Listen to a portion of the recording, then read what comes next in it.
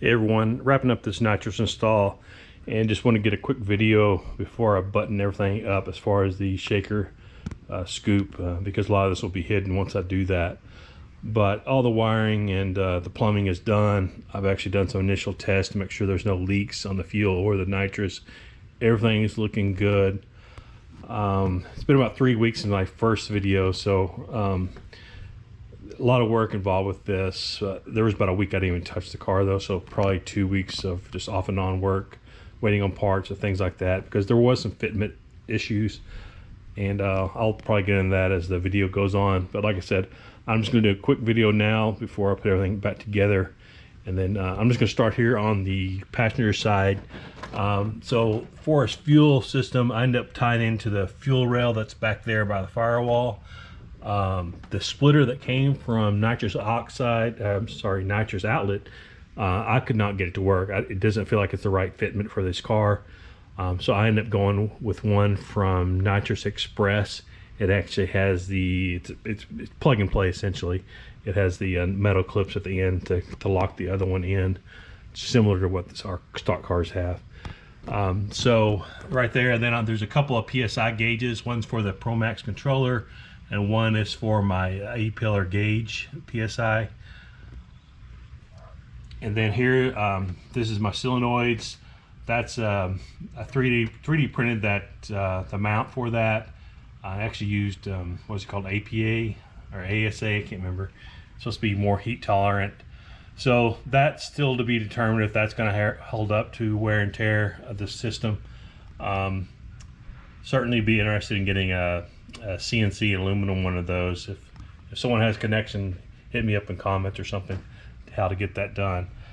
As far as the nitrous line, I ended up running through the fender well, essentially, and I might talk about that later on when I'm getting more in the car. But I did not run under the car tied to the brake lines like a lot of folks do.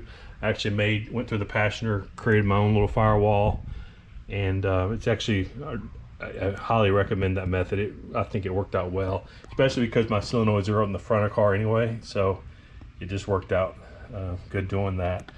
This does have a purge gauge. You can see I've got it routed back to my cowling here.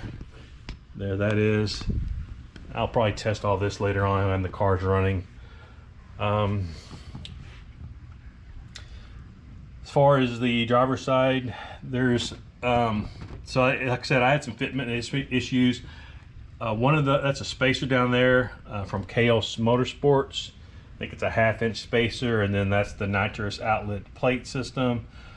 I ended up going back. I used to have a Hellcat throttle body, but that required a special adapter. So I just went back to a near stock throttle body. This one's ported, like it's 87 millimeters. It's the MMX one, so a little bit more than stock. But I just didn't I wasn't going to like the fitment of having basically 3 extra spacers if I went with the Hellcat throttle body. So I'm just going to return it to near stock. That way I only have 2 spacers essentially there. I end up so as far as tying in for the TPS signal, although you're not going to see it already, but it's basically I tied it in the throttle body harness. And then as far as the RPM, it's actually hidden under this tubing here, but I tied it in, I think it would be number 4 cylinder on the fuel injector. But I'm just, like I said, I did some initial testing. There's no leaks in the system, so I'm just going to go ahead and put the shaker on, and then I'll start my video from that point. All right, bye for now. All right, and I'm back with the shaker scoop back on. Everything's bundled up. I pretty much consider this install done. I'm going to start it up. Even got my sticker there. Actually, I haven't cranked this in probably over a month, this car, so bear with me. Actually, the battery died earlier because I was doing something when I was doing the testing for leaks.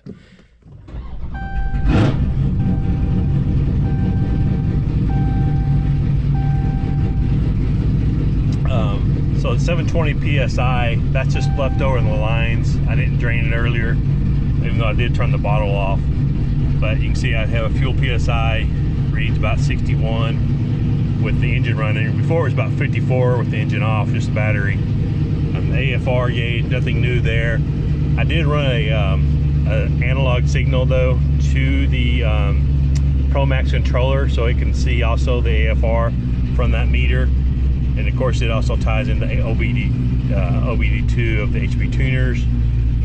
Fuel gauge, I actually added a Pro link for my HP tuner, so I can also read the this is a scat pack. So unfortunately Hellcats have a fuel PSI built into them. Scats, we have to do it manually and add your own meter, but there is a way that you can tie it in, so for a Pro link, so you can monitor that as well in HP tuners.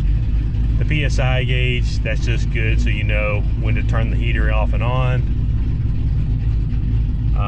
So here's the actually the nitrous outlet switch. I apologize, it's kind of dark in here. Let me see if I can turn the feed lights on. So I'm gonna go ahead and open it, and I don't know if you can hear that. It did open. PSI, I don't know if it was the same or not, I can't remember.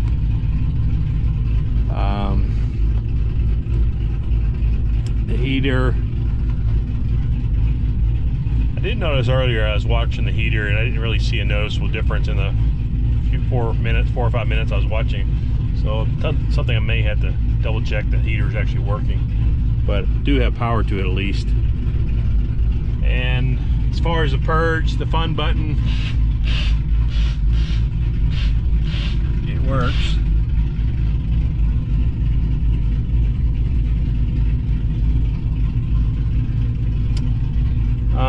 I also went in here, I don't know if this is going to show up on camera, but on the console below the 12-volt power, I actually put a USB port for Type A and Type C for HP tuners and the ProMax controller. So I also have to do a lot of configurations with the laptop with the ProMax controller to tell it what sensors to enable and those kind of configs. All right, that's enough of that. While I have these out, just wanted to quickly mention a few things top of my head that would be helpful to others if you do this project. I didn't really talk about the spark plugs. I did change the spark plugs. I went with 2-step colders. I think I used Briss 12s. I'm not even going to say if it's R or RS because I can't remember, but there are 12 2-step colders for a scat pack. Of course, having a 6-inch spark plug extension was very helpful. That project actually was easier than I thought it was going to be, although the car was cold. Of course I would not want to do that at the track, to change plugs and check plugs on the track, especially on a shaker. That shaker gets in the way of a lot of things. Of course the spark, I got mine at 28 .028. You read the internet, you'll ask 5 different people, get 5 different answers. This was good just for drilling in your firewall, of course, which I did a couple of different places. When I actually ran my nitrous under the fender well, I used these to secure the nitrous line. They'd already had 4 existing holes, so I only drilled 1 actually. These ended up working really well for that. Just some classic, just typical, what do you call this, fabric for your wires. And then of course electrical tape for a few things.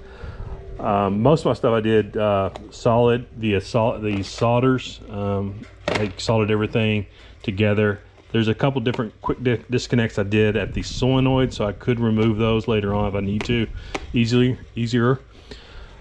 These up here are just for the aluminum tubing for the oh my gosh, I just went blank, for the blowdown tube. And then the fuel gauge I was talking about earlier, the 3-way splitter, this is the one that came from Nitrous Outlet. It's I believe it's 5/16 is what fits this car. But again, this has this weird, you unscrew this, I feel like there's another part to this we need to make it even work on our cars. So the one I got from Nitrous Express, it was plug and play, works great.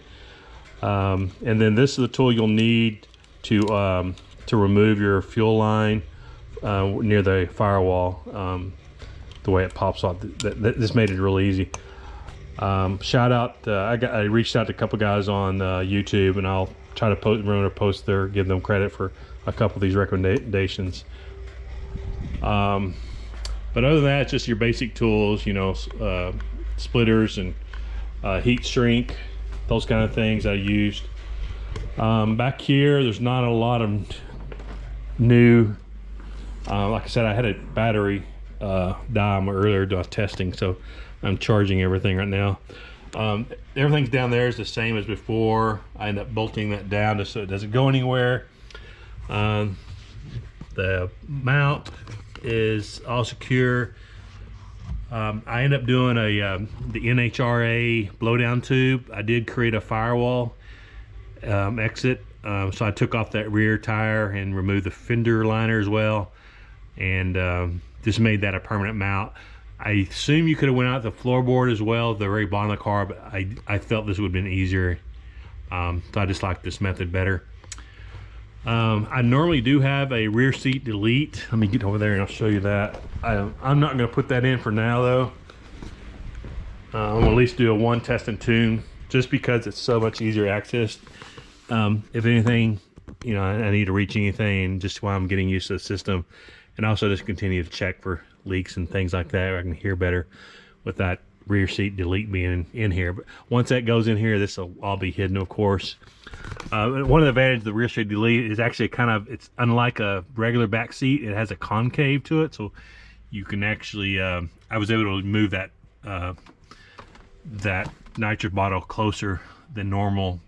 That way I could have full access to my battery back there without any problems. That's a 10-pound bottle. So my nitrous line, my intentions originally were to run it through that, similar to that firewall there. I was going to do something out that way, or through the battery maybe location, but ultimately this car is actually lowered, the suspension's lowered. I just never got the warm fuzzies about my car being low and that line running down by the brake lines.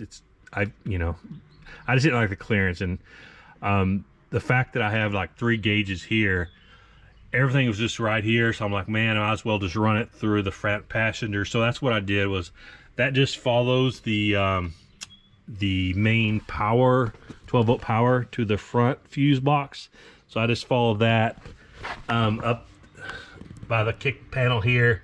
I did create a new firewall exit just for the nitrous line.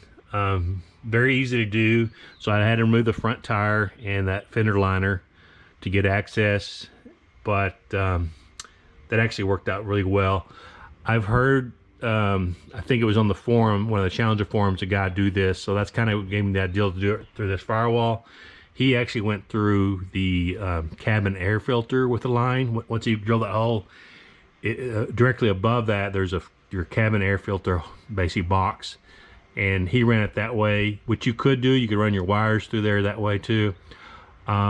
I just went with the wheel liner, the front of the car directly, and just, you know, like I said, because my solenoids were at the front, so it just made more sense to do it that way for me. So again, this is not, you know, this is not a one size fit all. Like I said, the Challenger, the shaker, presents a lot of challenges, but overall, it was a pretty tough project for me. I'm just the average Joe, like most people out there. I had time. Fortunately, this is not my daily commuter, so the car could sit a month, and while I worked on it as I had time. So I guess next steps, there is a demonology event next week at Texas Motorplex, so I'm gonna be out there doing my first hits on it. So I'm gonna treat it like a test and tune day. I actually don't have a current tuner. I don't have access to the tuner that built my supercharger and the engine anymore. I don't have access to him. So for the most part, I'll just be doing I'll be doing the tuning for this myself for now, and it's relatively easy. You just have to, once you have the spark plugs in there, like I'll take away 2 or 3 degrees of spark, and just monitor the logs and see how she behaves. Of course, running good fuel. Got 109 back there. I got stocked up on that. So just a matter of seeing what she'll do and getting used to it. This, I don't know if I ever said before, it's a 75 shot, so nothing crazy. But because this has got a little supercharge on it, that 75 is going to be more like 100 plus, just because the effects of the cooling of the supercharged air, it'll do more than a regular naturally aspirated. So I think it should go a long ways, and should be fun